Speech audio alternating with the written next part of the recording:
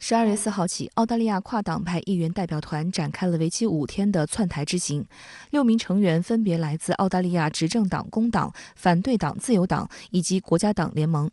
对于此行是否会影响刚刚回暖的中澳双边关系，澳大利亚媒体以及国际社会予以关注。澳大利亚总理阿尔巴尼斯表示，该团由后座议员组成，并非由澳政府方面领导的访问团。Backbench visits to Taiwan for a long period of time.This is another one. It isn't a government visit. 此外，阿尔巴尼斯在采访中也再次强调，在涉及中国问题和维持台海现状的问题上，两党立场仍然一致。这样一个表态，它非常明显地体现出了澳方政府的一个态度，就是首先这样一个窜访的议员团体，他们并不代表澳国政府的一个官方的立场，他们也不是一个官方的行为，所以澳国政府既无义务也无必要对他们提出任何这种政治上的或者说官方的一个支持或者说肯定。阿尔巴尼斯口中的后座议员指的是坐在后排的普通议员，他们通常没有在政府内阁中任职。不过，即使是所谓后座议员，其中仍然包括了执政党工党的2名议员。据悉，他们将与蔡英文以及外事部门负责人吴钊燮会面，就安全、贸易、农业等事务进行会谈。除了这些政治投机和政治挑衅的这样一个意涵之外呢，我们也看到澳方议员这次的一些行程也带有一些战略试探的一个意涵。他们除了一些直接的一些利益需求之外，很多的时候也是代表着其国内的一些政治力量。事实上，近期澳大利亚总理阿尔巴尼斯就台海议题已经多次亮明澳方态度。11月15号，国家主席习近平在巴厘岛会见阿尔巴尼斯，这是近6年来两国领导人的第一次正式会晤。随后的11月18号，在泰国曼谷出席 APEC 会议期间，阿尔巴尼斯对媒体公开明确表示，全面与进步跨太平洋伙伴关系协定，也就是 CPTPP， 是被公认的国家之间签署的合作协议，而台湾地区不属于此类。他现在也是以一个经济体的身份参加 APEC。Of course, the CPTPP is a relationship between nation states that are recognised. Taiwan is represented here because it is represented here as an economy, and there is bipartisan support for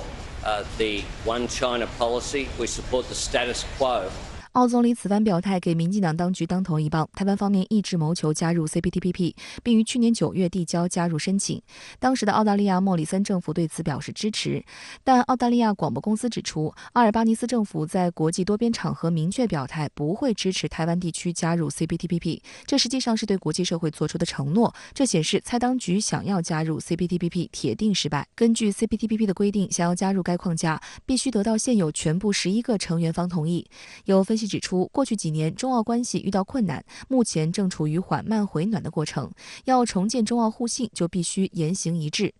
此前，当日本说台湾有事就是日本有事的时候，澳大利亚甚至也表达了相同的态度。而阿尔巴尼斯的表态说明，澳大利亚不想再追随美国打台湾牌，也不想再跟着日本操作台湾问题。这个立场背后，我们应当看到的一方面，这是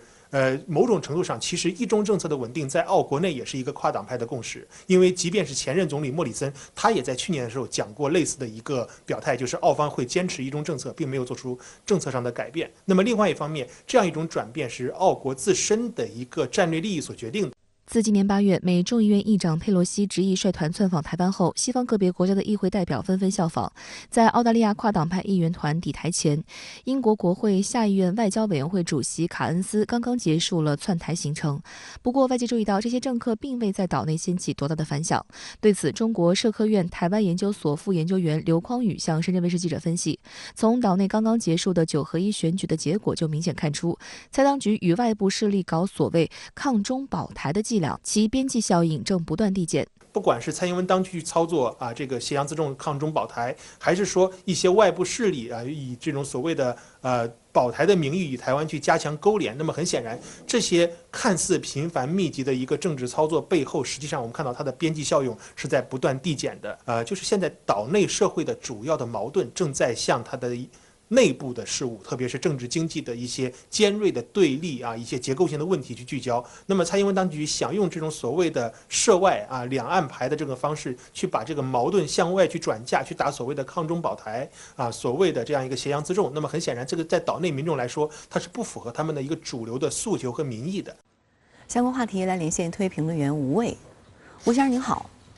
6名澳大利亚议员组成的跨党派团体周日窜访台湾。澳总理阿尔巴尼斯此前明确表示，这些后坐板凳议员不代表政府。您对此如何看？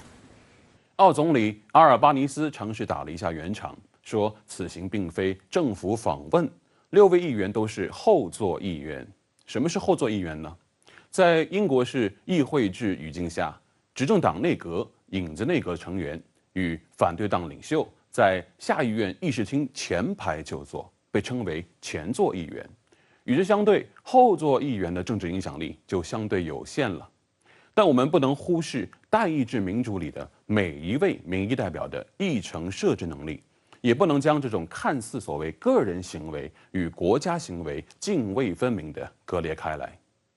但仅就此次澳大利亚议员窜访台湾一事啊，我发现一个有意思的细节。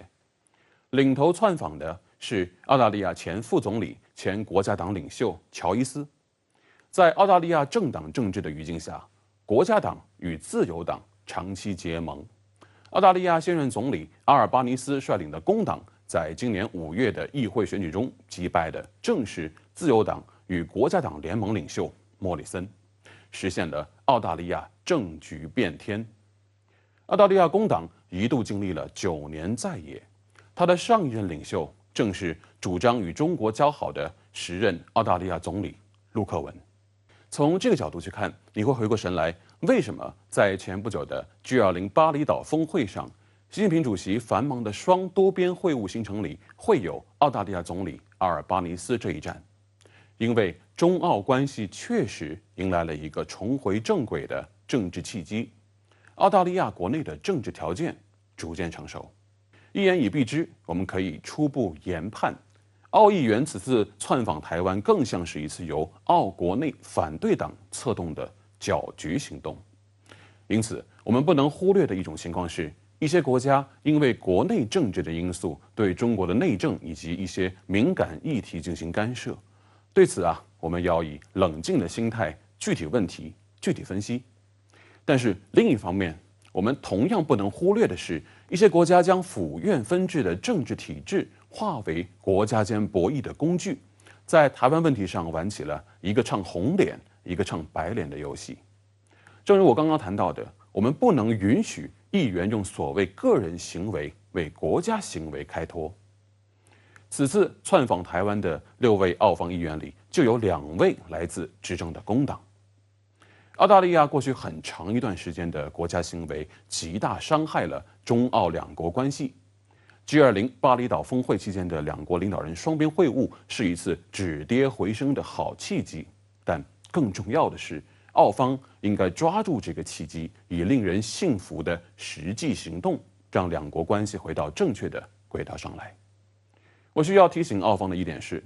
中国人民最痛恨两面派。